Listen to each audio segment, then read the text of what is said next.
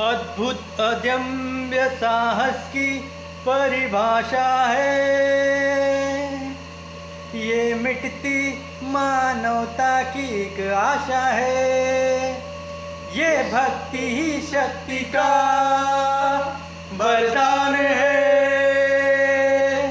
ये अवतार नहीं है, ये इंसान है। शक्तिमान शक्तिमान शक्तिमान, ये आत्मशक्ति है, दुनिया बदल सकती है। शोलों से खिल सकती है, फूलों से खिल सकती है। होता है जब आदमी को अपना ज्ञान